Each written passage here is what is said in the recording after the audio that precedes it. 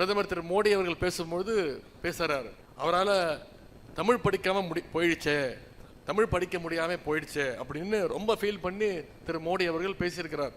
நான் அவரை பார்த்து கேட்கிறேன், ஒரு பக்கம் தமிழ் மேல அக்கறை இருக்கிற மாதிரி நாடகம் போடும் நீங்க, இன்னொரு பக்கம் நம்முடைய பிள்ளைகள் தமிழ் படிக்க கூடாதுன்னு இந்தி சமஸ்கிருதத்தை திணிக்க முயற்சி பண்றீங்களே, இது எந்த விதத்துல நியாயம்? மும்மொழி கொள்கை ஏத்துக்கிட்டாதான் தமிழ்நாட்டுக்கு தர வேண்டிய நிதி பகிர்வு 2500 கோடி ரூபாய் தருவேன்னு சொன்னீங்களே, இது எந்த விதத்துல நியாயம்? தமிழ் படிக்காம போயிடுச்சே அப்படின்னு கவலைப்படுற நீங்க தமிழுடைய வளர்ச்சிக்காக என்ன செஞ்சிருக்கிறீங்க? கடந்த 10 வருஷத்துல தமிழ் வளர்ச்சிக்காக கடந்த 10 ஆண்டுகள்ல ஒன்றிய அரசு ஒதுக்கின நிதி எவ்வளவு தெரியுமா?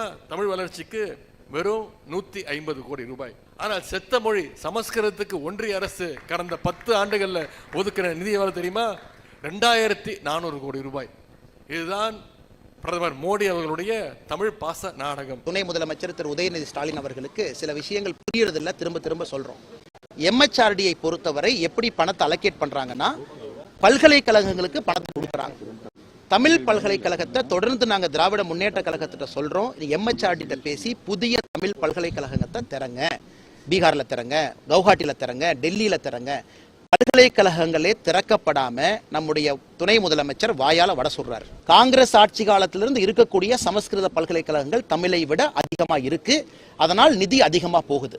இன்னைக்கு முதலமைச்சர் அவர்கள் ஏன் சொல்லக்கூடாது, இந்தியால எல்லா மாநிலத்திலும் 10 தமிழ் பல்கலைக்கழகத்தை திறக்கிறோம்னு சொல்லட்டும்.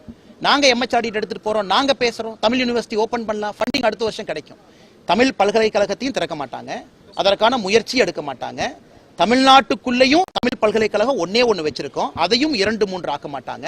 அப்படி இருக்கும் பொழுது எப்படி மத்திய அரசு நிதி கொடுக்கும்? முதலமைச்சர் அவர்களை நாங்க தடுத்தமா? தஞ்சாவூர்ல தமிழ் பல்கலைக்கழகம் இருக்கு, கோயம்புத்தூர்ல ஓபன் பண்ணுங்க, மதுரையில் ஓபன் பண்ணுங்க, நாகர்கோவில் ஓபன் பண்ணுங்க, நாங்க வேண்டாம் என்று சொன்னோமா? தமிழ் பல்கலைக்கழகங்களுக்கு பணம் வரும். பல்கலைக்கழகங்களே இல்லாம இருந்தா எப்படி பணம் வரும்? அதனால் அதை தாண்டி இன்னைக்கு உதயநிதி ஸ்டாலின் அவர்கள் இன்னொரு தவறையும் பண்றாங்க. அவருக்கு சமஸ்கிருதம் தெரியுமா? தெரியாது. அவருக்கு ஹிந்தி தெரியுமா? தெரியாது. அவருக்கு தமிழ் மட்டும் தெரியும். அப்படி இருக்கும் பொழுது இன்னொரு மொழியை செத்து போன மொழி என்று சொல்வதற்கு நமக்கு என்ன உரிமை இருக்கு? எல்லோருக்கும் அவங்க தாய்மொழி பெருசுதான். எனக்கு தமிழ் மொழி பெருசு, அதற்காக நான் இந்திய திட்டனா திட்டல.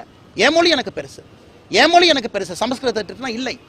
அதாவது அரசியல்வாதிகள் இன்னைக்கு எவ்வளவு தரம் தாழ்ந்துட்டாங்கன்னா, தெரியாத ஒரு மொழியை செத்து போன மொழி, மோசமான மொழி, நம்ம மொழியை பெருமையா பேசுவாங்க, நான் தவறு இல்லை. அதுவும் ஒரு சத்திய பிரமாணம் எடுத்து ஒரு பதவியில் இருக்கக்கூடிய துணை முதலமைச்சர் Sanskrit is a dead language னு சொல்றாங்கன்னா அது வன்மையாக கண்டிக்கத்தக்கது. எந்த மொழியும் செத்த மொழி கிடையாது. எல்லா மொழியும் 4 பேர் பேசுறாங்க, அவங்கவுங்களுக்கு அவங்க மொழி பெருசுதான். தமிழ்நாட்டில் சமஸ்கிருதம் பேசுறவங்க இருக்கிறாங்க. அதனால் எவ்வளவு வன்மையான ஒரு பார்வையோடு துணை முதலமைச்சர் இருக்கின்றார்கள் என்பதற்கு இது ஒன்றே சான்றுங்க.